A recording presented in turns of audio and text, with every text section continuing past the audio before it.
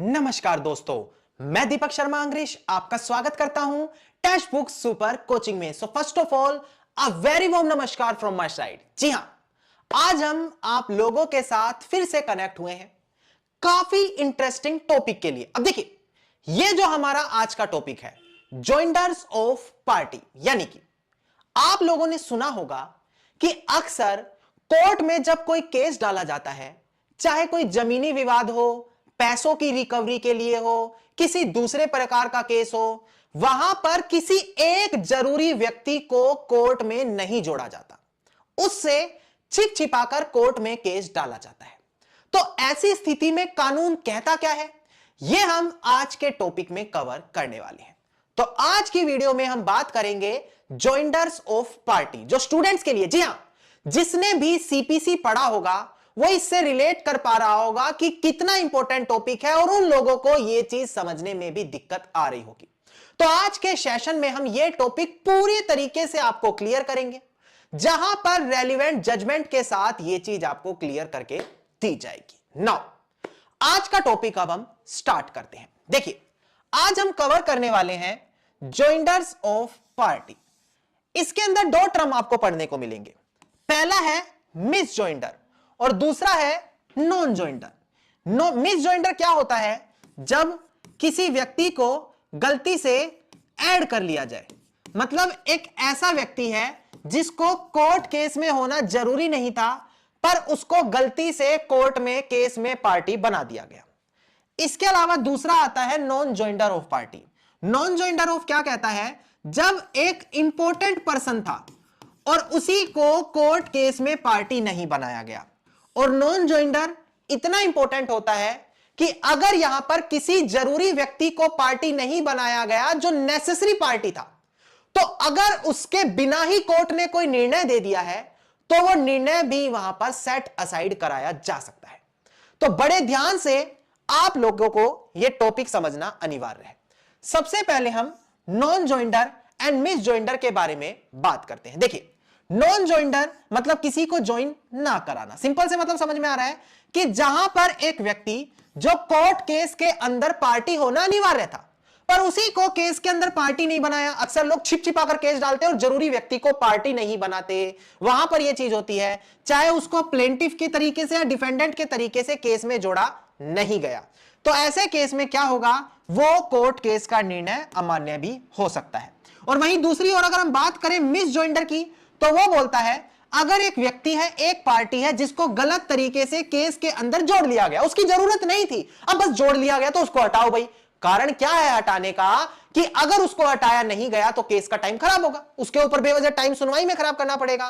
तो इसीलिए बोला गया है कि उसको यहां पर जो नेसेसरी नहीं था, प्रॉपर नहीं था, उसको वहां पर गलत तरीके से जोड़ लिया गया, उसको बाहर करो। तो ये टर्म होता है non joinder, miss joinder. Miss का मतलब क्या है दोस्तों, जिसको मिस, गलत तरीके से मिस करके ज्वाइन कर लिया। नॉन जॉइंडर जिसको ज्वाइन ही नहीं किया, नॉन वर्ड यूज हो गया ना। आगे देखें, अब इसके अंदर आपको ध्यान देना है, अगर हम सीपीसी के प्रोविजन के बारे में बात करें, देखिए यह जरूरी है कंसेप्ट समझना। सीपीसी का यह प्रोविजन काफी इंपॉर्टेंट है।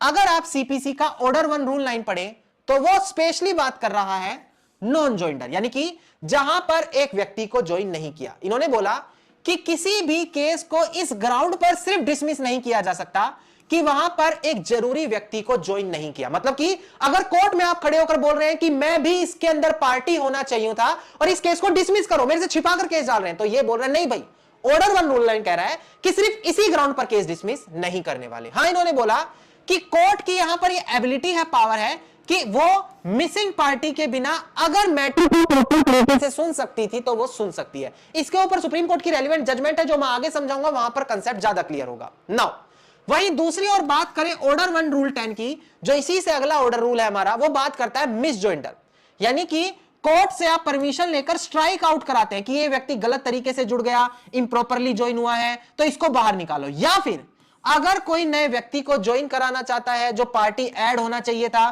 तो उसको भी ऑर्डर 1 रूल 10 के अंदर ही जोड़ा जाता है। तो ये दोनों प्रोविजन पता होने चाहिए। ये बात कर रहा है ऑर्डर 1 रूल 10 मिस जॉइंडर, और ऑर्डर 1 रूल 9 बात करता है नॉन जॉइंडर। ये कंसेप्ट पता होना चाहिए था, तभी आगे समझ में आएगा। देखिए, अब इसके बाद हम देखें दो टर्म।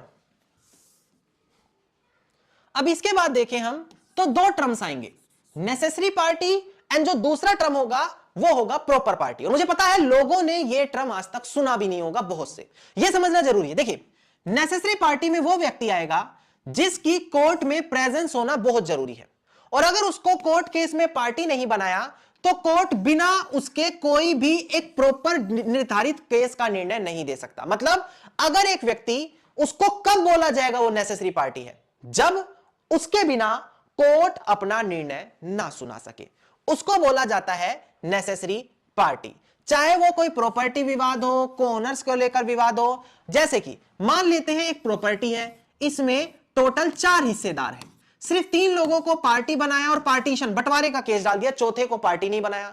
अब भाई चौथे का भी तो हिस्सा बनता है, ये तो जॉइंट प्रॉपर्टी थी, सभी का बराबर हक था, चौथे को पार्टी नहीं बनाया, 3 लोगों ने मिलकर पार्टीशन डाल दिया, तो ये चीज नेसेसरी पार्टी को नॉन ज्वाइंडर्स बना देगी कि जो चौथे नाम का व्यक्ति था वो नेसेसरी पार्टी था और इसी को नहीं ज्वाइन करा, नॉन ज्वाइंडर हो गया, तो उस केस में ऐसे निर्णय की मान्यता नहीं होती। वही इससे जुड़ा एक और वर्ड है प्रॉपर पार्टी। लोग कंफ्यूज हो जाते हैं, देखिए पहले हमने पढ़ा नेसेसरी पार्टी, जो दूसरा वर्ड आता है वो होता है प्रॉपर पार्टी, कंफ्यूज मत होइएगा।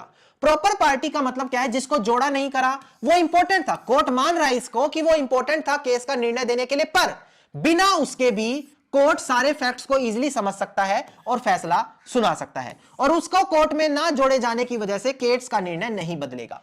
ऐसे केस में बोला जाता है कि वो प्रॉपर पार्टी था, नेसेसरी नहीं, सिर्फ प्रॉपर था। यानी कि एक ऐसा व्यक्ति जिसको भले कोर्ट केस में पार्टी नहीं बनाया पर इससे केस के निर्णय पर कोई फर्क नहीं पड़े, तो उसको बोला जाता है प्रॉपर पार्टी ऐड नहीं। और जहां पर फर्क पड़ जाए, केस का निर्णय कुछ और हो सकता था, तो नेसेसरी पार्टी बन जाता है जिसको ऐड नहीं किया गया। नाउ इसके बाद हम यहां पर सुप्रीम कोर्ट की कुछ जजमेंट देख लेते हैं। देखिएगा, पहली है राजिया बेगम वर्सेस शहजबादी अनवर बेगम, 1958 की जजमेंट है। सुप्रीम कोर्ट ने यहां पर यही प्रिंसिपल हाईलाइट किए थे कि कोर्ट के पास भी यह पावर है कि वो केस में पार्टी को ऐड कर सकता है। ऑर्डर 1 रूल 10 जो मैंने बताया था ना कि ऑर्डर 1 रूल 10 कोर्ट को पावर देता है किसी पार्टी को बीच में हटाने का, किसी को कोर्ट में पार्टी बनाने का, वो यही सुप्रीम कोर्ट की जजमेंट भी प्रिंसिपल बता रही है। इसके अलावा हमारा अगला केस लो है मोहन राज वर्सेस सुरेंद्र कुमार, 1969 की जजमेंट है। सुप्रीम कोर्ट ने यहां पर यह बोला कि देखिए, अगर जो स्पेशल स्टैच्यू है, जो कानून बनाते हैं, अगर वो किसी व्यक्ति को नेसेसरी पार्टी बना रहे हैं किसी केस के अंदर और वहां पर शो कर रहे हैं कि वो नॉन ज्वाइंटर, मतलब उसको ऐड नहीं किया, तो ऐसे केस में वो केस में पिटीशन को भी डिसमिस करा सकता है। और यहां पर कोर्ट फिर ये नहीं कह सकती है ऑर्डर 1 रूल 10 के अंदर अपनी पावर यूज कर रहे हैं ऐसा वैसा, जी नहीं। इन्होंने बोला अगर कानून बनाने वाला जो स्टैच्यू है वो खुद से कह रहा है कि ये पर्टिकुलर व्यक्ति नेसेसरी पार्टी है, तो उसको ऐड करना अनिवार्य हो जाता है। नाउ अब हम बढ़ते हैं अपनी लेटेस्ट जजमेंट की ओर। केस टाइटल है मोरेश्वर यादाराव महाजन वर्सेस वेंकटेश सीताराम भेदी through legal representative and others. इसका सिविल अपील नंबर है 57555756 ऑफ 2011 और 27 सितंबर 2022 की हमारी जजमेंट है। नाउ दोस्तों, काफी मुख्य जजमेंट है, ध्यान दीजिएगा। ऑनरेबल सुप्रीम कोर्ट ने बोला कि देखो भाई, एक केस डिसमिस कर दिया जाएगा, डिसमिस होने योग्य होगा अगर उस केस में किसी नेसेसरी पार्टी को नहीं इंप्लीड किया गया। मतलब एक व्यक्ति जो कोर्ट केस के निर्णय में या कोर्ट केस में नेसेसरी मतलब जिसके बिना कभी भी स्पष्ट सही डिसीजन ना दिया जा सके, और अगर उसी नेसेसरी पार्टी को कोर्ट केस में इंप्लीड नहीं किया तो केस को डिसमिस कर दिया जाएगा। तो नेसेसरी पार्टी कौन व्यक्ति होगा, यह कैसे पता लगाया जा सके, तो कोर्ट ने यहां पर एक टेस्ट बताया है, प्लीज ध्यान दीजिएगा स्टूडेंट, ट्विन टेस्ट है पता करने के लिए क्या वो नेसेसरी पार्टी है नहीं है।